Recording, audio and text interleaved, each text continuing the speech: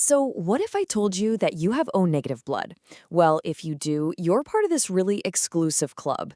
It's a biological inheritance that gives you some pretty unique superpowers, but also some surprising vulnerabilities and, well, a pretty big responsibility. Let's dive in and explore what it really means to be a universal donor.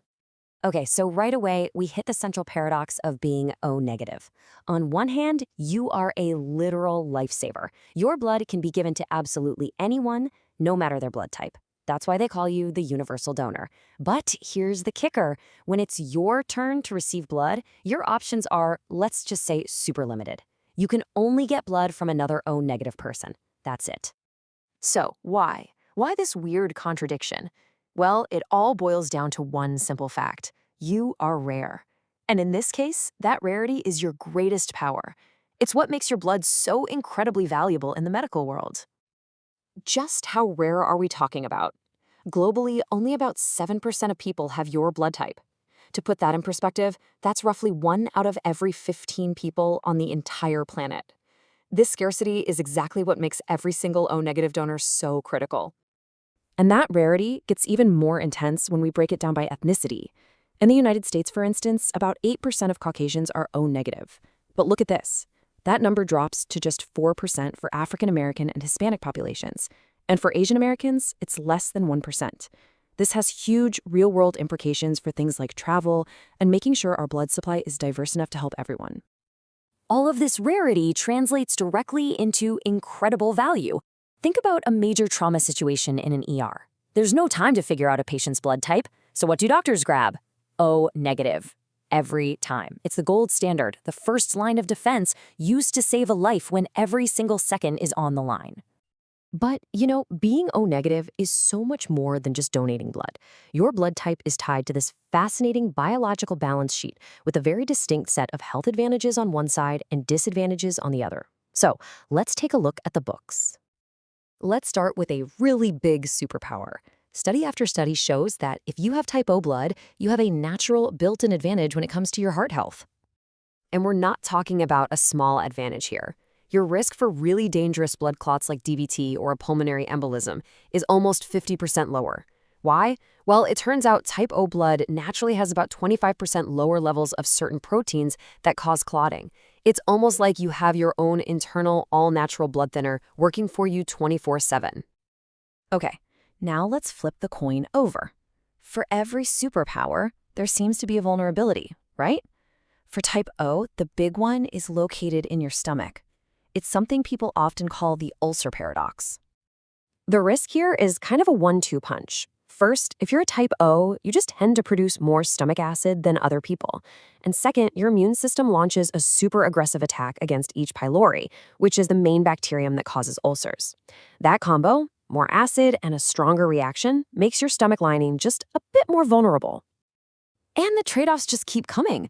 On the plus side, you've got a lower risk for certain types of cancer and a natural resistance to severe malaria, which is a huge evolutionary advantage, by the way. But on the minus side, you're more likely to get knocked down by the norovirus, and yeah, it's not in your head. Studies actually suggest that mosquitoes really might find you more attractive. Sorry about that. All right, so we've talked a lot about the O, but what about that little negative sign? That part refers to something called the Rh factor, and the fact that you don't have it has one very specific, very important implication, especially for women. And that leads us to this really critical question. If you're an Rh negative woman, what happens if you get pregnant with a baby who is Rh positive? This situation is called Rh incompatibility, and it used to be a really big deal.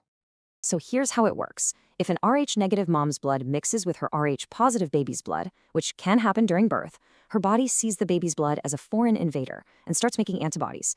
It's not usually a problem for that first baby, but those antibodies stick around and could attack a future Rh positive baby. But don't worry, thankfully, modern medicine has a simple, elegant solution.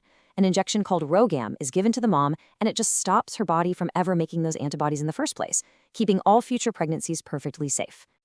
So, with all this information, the good, the bad, the biological quirks, how can you actually optimize your health?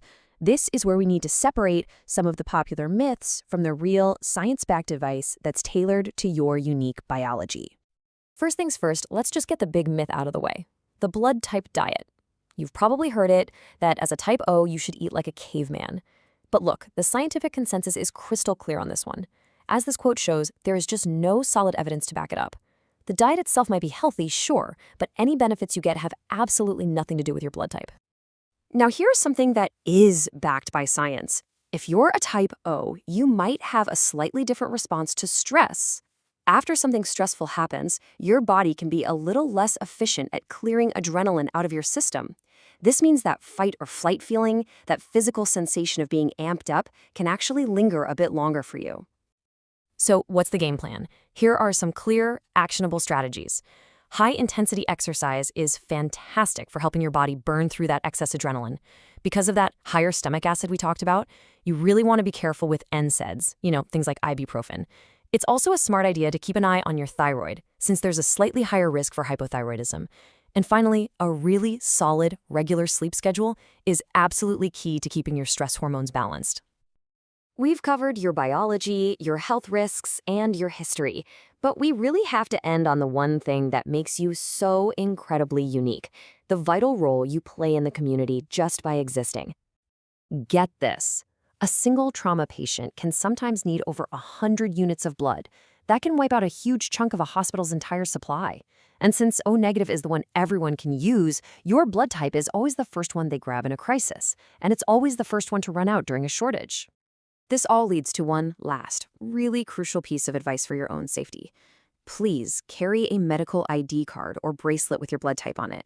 This is especially important if you travel to places like East Asia, where finding a compatible O-negative donor in an emergency can be incredibly, incredibly difficult.